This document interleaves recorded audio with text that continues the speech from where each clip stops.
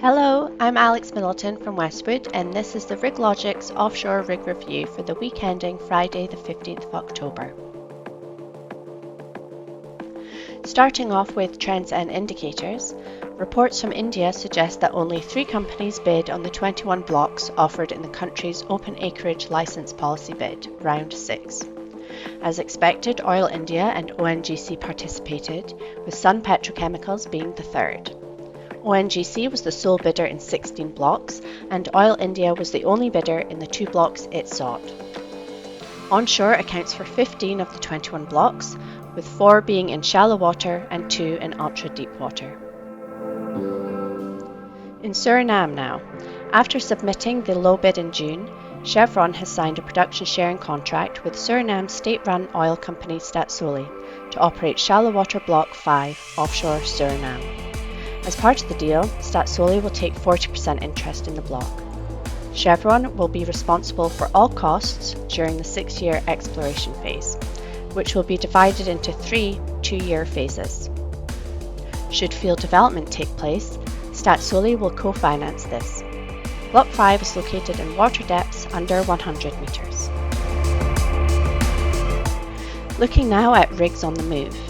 Ultra-deep water drillship Stena IceMax completed its contract with Repsol offshore Mexico, and the rig is now heading towards the Gambia.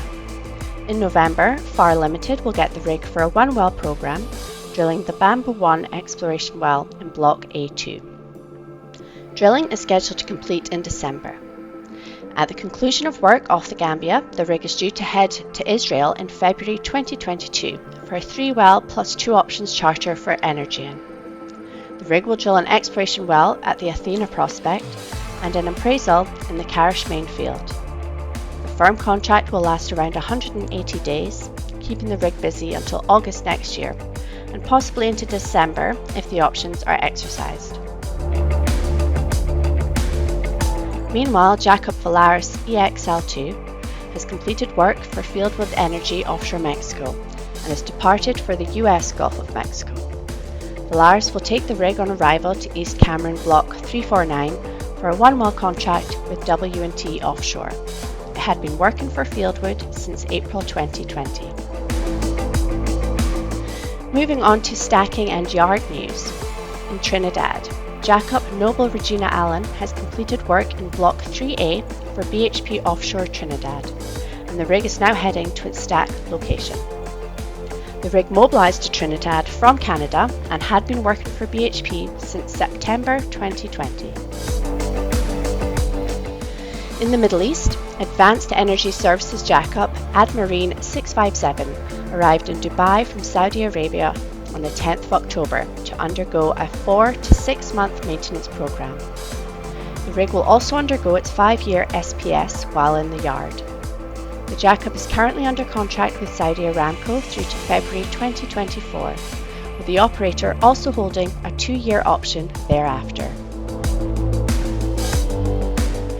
Ending this week with drilling activities, in the North Sea, Vår Energy has made a discovery with its Rodette exploration well offshore Norway. The well was drilled by the Saipem Ultra Deep Water Semi Scarabo 8 in production licence 901 at a water depth of 427 metres. Partner Longboat Energy says the well was drilled on time and budget and will now be plugged and abandoned as originally planned. The rig's next contract is with Wintershall in early December for a 6-well, 300-day programme. Drilling in the Nova field will keep it working through to September 2022, or until the end of the year if the 90-day option is exercised. In Southeast Asia, market sources advise that the jackup Coastal Boss is scheduled to finish its 3-well contract with Saka Energy during the second half of November. Operations in the East Java area began in early July. Upon completion, the rig will be warm stacked at a location to be confirmed.